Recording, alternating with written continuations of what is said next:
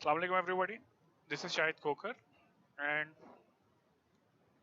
this is lecture 11 of the subject operations and supply chain management. And in these lectures we are talking about the project management, and in project management we are specifically talking about critical path method.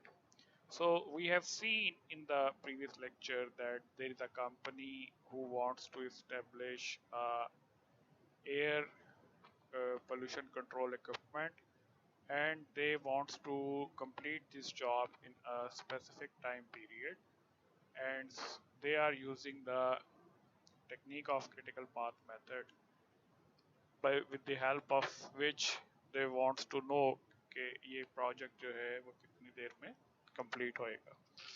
So in the last lecture we have seen that we have listed the all the activities, and then we have developed the precedence relationship, as you can see here in this column.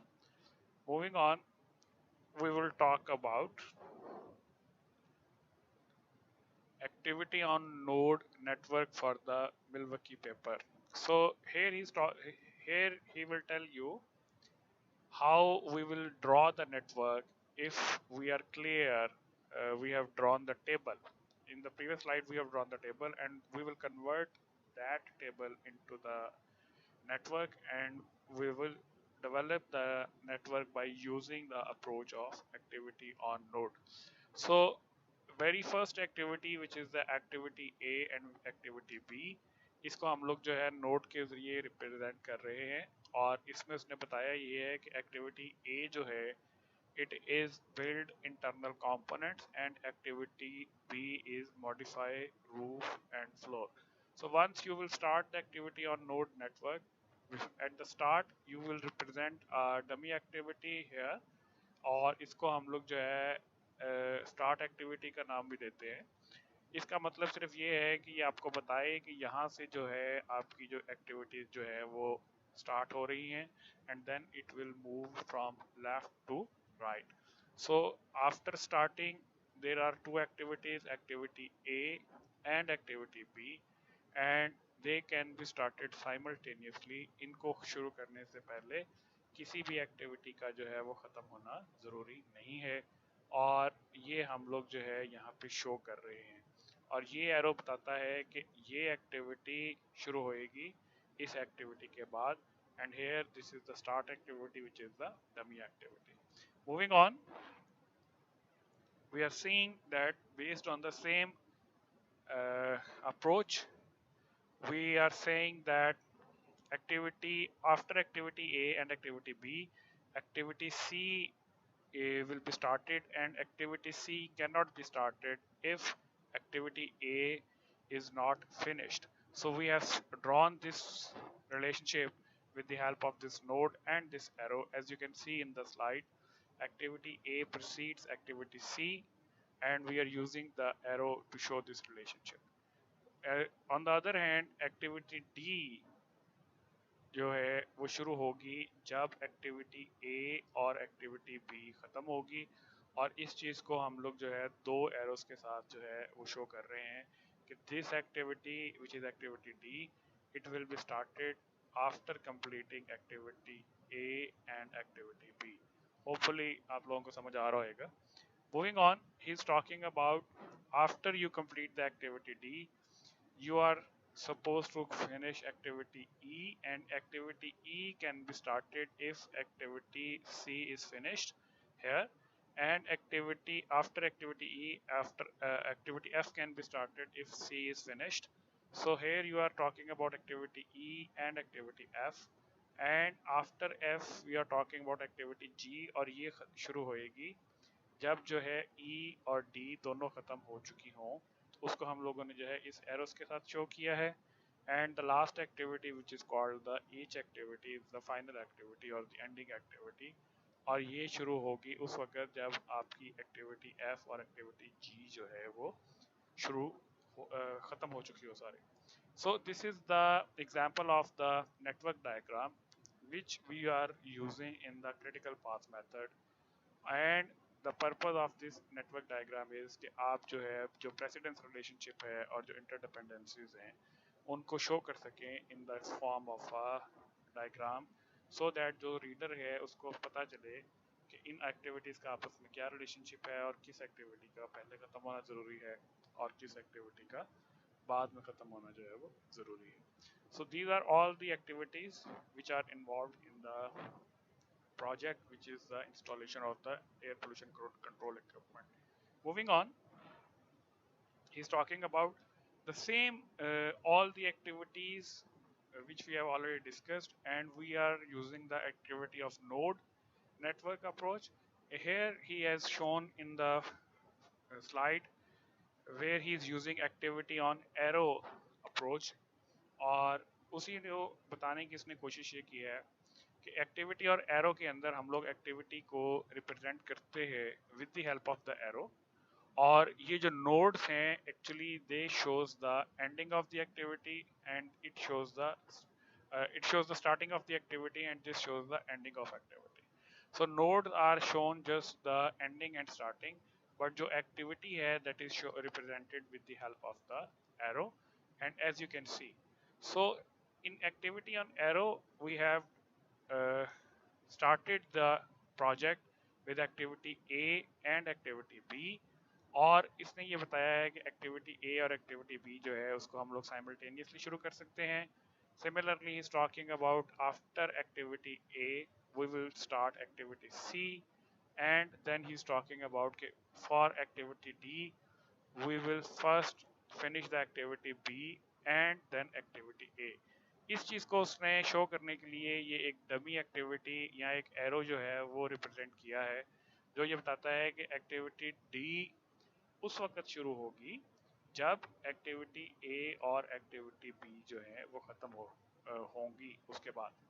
And as you know, dummy activity जो है it doesn't consume any time and it doesn't consume any cost. We use this dotted line just to make the things understandable for the viewer और the reader, कि उसको ये समझ आ सके कि D उस वक्त शुरू होगी जब जो है ए और बी जो है वो दोनों ख़त्म होनी है.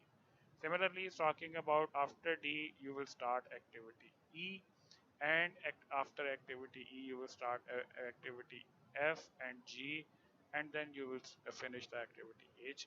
It's a same approach, same process, but here you are using a different approach which is called the activity on arrow. जिस तरह के हमें देखने में भी पता चल रहा है कि एक्टिविटी ऑन एरो जो है इसको समझना या इसको इंटरप्रेट करना ज़रा मुश्किल है as compare to activity on node के. इसी वजह से हम लोग आगे जितने भी स्लाइड्स आएंगी उसके अंदर एक्टिविटी ऑन नोड को ही यूज़ करेंगे, लेकिन यही स्लाइड के अंदर उसने सिर्फ ये बताने की कोशिश की है कि how activity on arrow diagram can be drawn with the same example. Hopefully it will be clear to you. Moving on, he is talking about determining the project schedule, and as you can see in the slides he is saying the perform a critical path analysis. Critical path का word हम लोगों ने पहले use किया था और हमने बताया था it is the longest path, और जो है ये हमें बताता है कि कौन सी एक्टिविटीज़ जो है इंपॉर्टेंट हैं और कौन सी एक्टिविटीज़ इंपॉर्टेंट नहीं है. तो यहाँ पे वो ये बताने की कोशिश कर रहा है कि in the critical path method, first we are supposed to know about the critical path, and after we know the critical path we should do an analysis, and in an analysis what we will learn and what we will know, what we are supposed to know about the critical path analysis.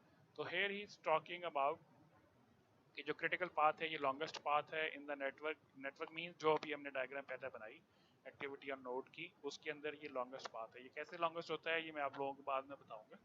Then he's talking about critical path is the shortest time in which the project can be completed. Critical path हमें बताता है कि एक project को ख़त्म होने के लिए कम से कम कितना टाइम रिक्वायर्ड है, उसके लिए हम लोग जो है ये क्रिटिकल पाथ एनालिसिस जो है वो परफॉर्म करते हैं. And then he is talking about any delay in critical path activities delays the project. हमने क्रिटिकल पाथ को बोला था कि वो पाथ जिसके ऊपर क्रिटिकल एक्टिविटीज़ लाई करती हैं, और क्रिटिकल एक्टिविटीज़ को अगर हम लोग डिले करते हैं तो इसकी वजह से पूरा प्रोजेक्ट जो है वो डिले होता है. तो that is what he is talking about here. any delay in critical path activities delay the project. Then he's talking about path critical path activities has no slack time. Slack time क्या होता है और इनका जो है zero slack time का क्या मतलब है, इसको हम लोग जो है थोड़ा आगे जाके देखेंगे, लेकिन यहाँ पे सिर्फ हमें यही पता होना ज़रूरी है कि क्रिटिकल पाथ एक्टिविटीज़ जो है उनका स्लैक टाइम जो है वो ज़ीरो होता है. Moving on, he is saying कि हम जब प्रोजेक्ट को स्केड्यूल करते हैं, ठीक है, तो उसके अंदर हम लोग सबसे पहला काम ये करते हैं कि हम लोग उसी टेबल में जो हम लोगों ने पहले बनाया था उसके अंदर जो है हम लोग टाइम असाइन करते हैं कि कौन सी एक्टिविटी कितना टाइम जो है वो रिक्वायर करेगी. So in the slide as you can see he has listed all the activities which are going to be performed in the project, which is the air pollution control equipment installation. And in that project he is saying कि हम लोग जो है schedule में सबसे पहला जो step करेंगे वो ये करेंगे कि इन एक्टिविटीज़ के साथ जो है हम एक टाइम असाइन करेंगे.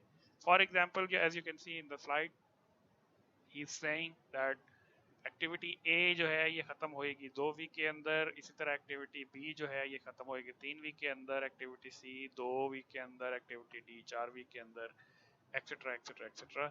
और अगर हम लोग जो है ये देखें कि ये टोटल टाइम जिसको रिक्वायर्ड है according to this table, that is the 25 weeks. लेकिन ये जो टाइम ऑफ प्रोजेक्ट कंप्लीशन होएगा वो 25 वीक से कम होना चाहिए, क्योंकि इसमें बहुत सारी एक्टिविटीज़ जो हैं वो साइमल्टेनियसली स्टार्ट होती हैं. जैसा कि हमें पता है कि हम लोगों ने एक्टिविटी ए और एक्टिविटी बी को शुरू में इकट्ठा स्टार्ट किया था, तो इस वजह से इसका जो टाइम है it should be less than 25 weeks. But exactly ये 25 वीक्स से कम कितना होएगा या कितने वीक्स के अंदर जो है ये ख़त्म होएगा, इसके लिए हम बेसिकली क्रिटिकल पाथ एनालिसिस जो है वो परफॉर्म करते हैं, जैसा कि इसने यहाँ पे लिखा हुआ है कि perform a critical path analysis. Moving on, he is talking about कि in performing the critical path analysis आपको कुछ चीज़ों का पता होना ज़रूरी है, और वो चीज़ें क्या हैं वो उसको हम लोग वन बाय वन डिस्कस करते हैं here. He is talking about कि आपको पता होना चाहिए कि earliest start of every activity. और अर्लीस्ट स्टार्ट का मतलब ये है कि फॉर एग्जांपल एक प्रोजेक्ट जो है उसके अंदर 5 एक्टिविटीज़ हैं और उसको ख़त्म होने के लिए 10 वीक्स का रिक्वायर्ड टाइम है. तो हमें ये पता हो कि जो पहली एक्टिविटी है उसको हम लोग जो है कब शुरू करेंगे, और उस टाइम को हम लोग जो है earliest start of that activity का नाम जो है वो देते हैं. और जो उससे अगली एक्टिविटी है उस वो जब शुरू होएगी तो वो बेसिकली उसका अर्लीस्ट स्टार्ट होएगा. हियर इज टॉकिंग अबाउट कि earliest start is shown by ES, और अर्लीस्ट फिनिश का मतलब ये है कि वही एक्टिविटी जो है जल्दी से जल्दी कितनी देर में जो है वो ख़त्म हो सकती है. और लेटेस्ट स्टार्ट का मतलब है कि एक एक्टिविटी को हम कितनी देर से जो है वो शुरू कर सकते हैं, और लेटेस्ट फिनिश का मतलब ये है कि अगर वो एक्टिविटी जो है ख़त्म होते हुए मैक्सिमम कितना टाइम ले सकती है, that is called the latest finish. In terminologies को मैं आगे जाके थोड़ा सा एक्सप्लेन करता हूँ, अगर आप लोग क्लियर नहीं भी हैं तो we can discuss it in the next slides. Moving on, he is talking about while performing the critical path analysis we use the node. जिस तरह के आप लोगों को ये एक दायरा सा नज़र आ रहा है, इस दायरे को हम लोग जो है या इस सर्कल को हम लोग नोड का नाम देते हैं. तो कहता ये है कि we will use these nodes as we are using the nodes in the activity on node network. और इस नोड को हम लोग जो है डिवाइड करते हैं into the different parts. पहला जो है that is called the earliest start, ES, इसको हम लोग यहाँ लिखेंगे. अर्लीस्ट फिनिश इसको हम लोग यहाँ लिखेंगे, लेटेस्ट स्टार्ट इसको हम लोग यहाँ लिखेंगे, और लेटेस्ट फिनिश इसको हम लोग जो है वो यहाँ लिखेंगे. और एक्टिविटी जिस जो उसको थ्रू इस नोड को रिप्रेजेंट किया जा रहा है उस एक्टिविटी का नाम जो है वो हम लोग यहाँ लिखते हैं, और एक्टिविटी कितना टाइम लेगी उसको हम लोग जो है यहाँ लिखते हैं. As you can see from the previous slide that if you say here activity A is taking 2 weeks और इसको हम लोग जो है नोड में जाके जाहिर कर रहे हैं कि this activity will take 2 weeks, and उसको 2 को हमने जो है यहाँ लिखा है। और यहाँ पे हम लोग बताएंगे कि ये एक्टिविटी जल्दी से जल्दी किस टाइम में स्टार्ट हो सकती है और ये किस टाइम में ख़त्म हो सकती है। होपफुली आप लोग इसके बारे में क्लियर होंगे। Moving on, he is talking about कि there is another concept which is called the forward pass. और फॉरवर्ड पास और बैकवर्ड पास ये दो टेक्निक्स हैं जिसको हम लोग यूज़ करेंगे inside the critical path analysis. और इसके अंदर ये फॉरवर्ड पास क्या है और इसका जो है क्या काम है, ये भी हम लोग आगे देखते हैं कि begin are starting event and work forward. कि फॉरवर्ड पास को हम लोग जो है शुरू करते हैं उस एक्टिविटी से कि जहाँ से आपका प्रोजेक्ट स्टार्ट होता है, और उससे फिर जो forward as I told you from the left side और से हम लोग शुरू करते हैं और राइट साइड की तरफ हम लोग जो है वो मूव करना शुरू करते हैं। और वो कहता है ये है कि अर्लीस्ट स्टार्ट टाइम रूल क्या है। ये भी आप लोगों को फर्दर ज़्यादा अच्छे से समझ आएगा जब मैं आगे एग्जांपल में जाके एक्सप्लेन करूँगा। लेकिन यहाँ पे पढ़ लेते हैं ये क्या कहता है कि if an activity has only a single immediate predecessor, यानी कि अगर एक एक्टिविटी को शुरू करने से पहले सिर्फ एक ही एक्टिविटी का ख़त्म होना ज़रूरी हो, तो इट्स ES और the earliest start equal to the earliest finish of the predecessor. तो उस एक्टिविटी का जो अर्लीस्ट स्टार्ट होएगा वो जो पिछली एक्टिविटी का जो अर्लीस्ट फिनिश है वो उसके दोनों के बराबर होएगा।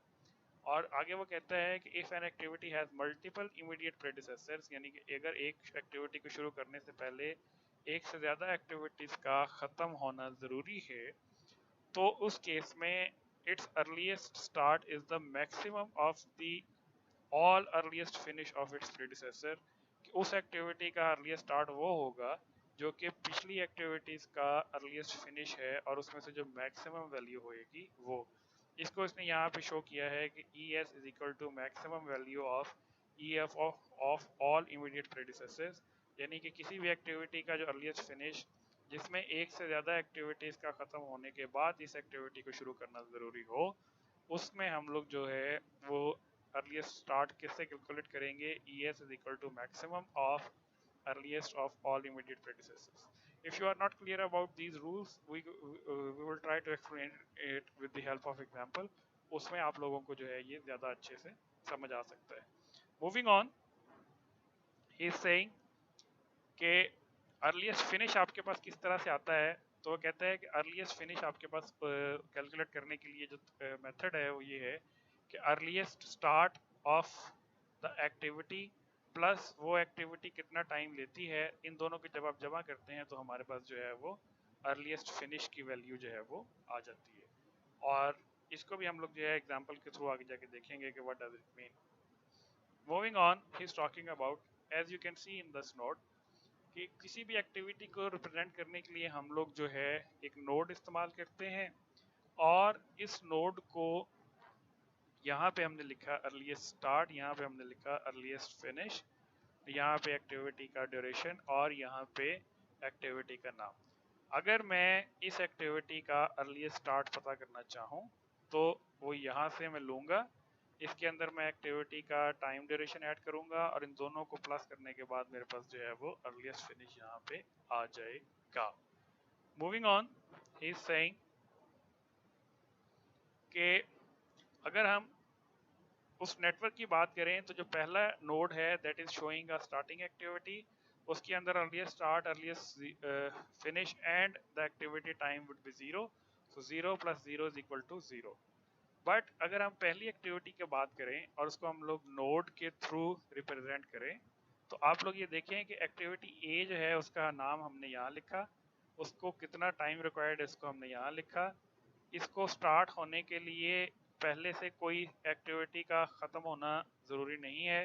सो earliest start of this activity is time 0, यानी कि आप इसको जो है 0 टाइम से शुरू करेंगे, इसके अंदर आप 2 को प्लस करेंगे और इसी एक्टिविटी का जो अर्लीस्ट फिनिश है वो जो कि यहाँ पे आपको नज़र आ रहा है वो बेसिकली 2 होएगा। So for activity A earliest start is time 0, activity time is 2 weeks, and earliest finish of activity A is equal to 2 weeks. Moving on, he is talking about activity B, और वो कहते हैं कि activity B जो है वो भी आप जो है साइमल्टेनियसली शुरू कर सकते हैं अलॉन्ग विद द एक्टिविटी ए। इस वजह से उस एक्टिविटी का जो अर्लीस्ट स्टार्ट है वो भी बेसिकली ज़ीरो है। एक्टिविटी बी को ख़त्म होने के लिए 3 वीक्स रिक्वायर्ड हैं, और इस एक्टिविटी का जो अर्लीस्ट फिनिश टाइम है उसको हम लोग कैलकुलेट करेंगे with the help of 0 + 3 and that is equal to the 3 weeks. So यानी कि हम लोगों ने शुरू के अंदर एक्टिविटी ए और एक्टिविटी बी को साइमल्टेनियसली स्टार्ट किया, और नेटवर्क में हमने उसको बताया कि इस एक्टिविटी का जो है वो अर्लीस्ट फिनिश और अर्लीस्ट स्टार्ट टाइम जो है वो क्या है। Moving on, he is talking about उसी नेटवर्क को जो हम लोगों ने पहले बनाया था, उसी नेटवर्क को हम लोग जो है दोबारा ड्रॉ कर रहे हैं इन अ वे कि जहाँ पे हमें तमाम एक्टिविटीज़ का जो है वो अर्लीस्ट स्टार्ट और अर्लीस्ट फिनिश जो है वो पता है। एज यू कैन सी कि हमने अभी देखा कि एक्टिविटी ए का जो अर्लीस्ट स्टार्ट है that is 0, earliest finish is 2, activity B का जो अर्लीस्ट स्टार्ट है that is 0, and then activity इसका जो अर्लीस्ट फिनिश है that is 3। Similarly after activity A and activity B, activity C will be started, and this activity can be started if activity A is finished. So it means कि जैसे ही activity A खत्म होएगी 2 weeks पे, उस वक्त हम इस activity को शुरू कर सकते हैं 2 वीक्स पे, और ये एक्टिविटी खुद अपना टाइम लेगी 2 वीक्स, और ये एक्टिविटी 4 वीक्स के टाइम पे जाके जो है वो खत्म होगी।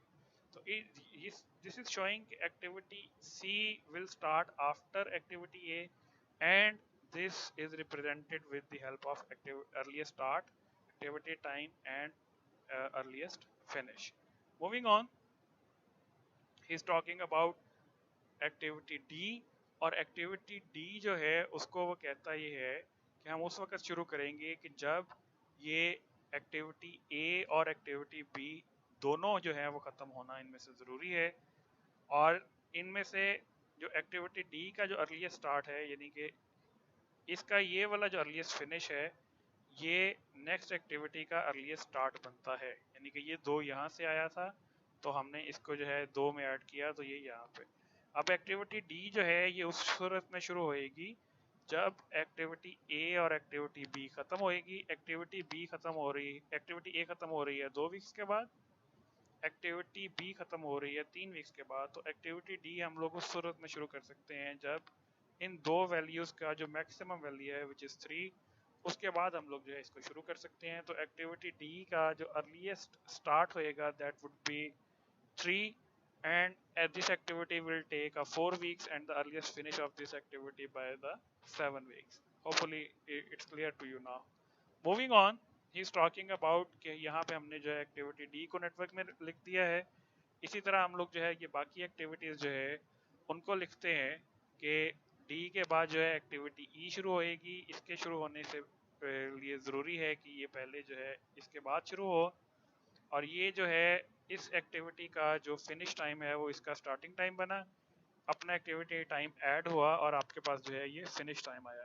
सिमिलरली ये एक्टिविटी जो है ये शुरू होएगी इसके बाद, और इसका जो फिनिश टाइम है ये अगली एक्टिविटी का स्टार्टिंग टाइम बना। उसके अंदर आपने उस एक्टिविटी का जो टाइम है वो एड अप किया, और आपके पास जो है वो फिनिश टाइम बन गया। और एफ के बाद जो है जी एक्टिविटी उस वक्त शुरू होएगी जब ई और डी जो है ये दोनों ख़त्म होएंगी। तो इनमें से 7 और 8 जो है these are the earliest finish of previous activities. इनमें से जो ग्रेटर है उसको हमने लिया है यहाँ पे, 8 इज़ द ग्रेटर, इसको हमने लिया है यहाँ पे। इसके अंदर हमने जो है उस एक्टिविटी टाइम को ऐड किया है विच इज़ 5, और हमारे पास जो अर्लीस्ट फिनिश आया विच इज़ द 13। और ये एक्टिविटी एज उस वक्त शुरू होएगी जब ये दोनों एक्टिविटीज़ ख़त्म होएंगी।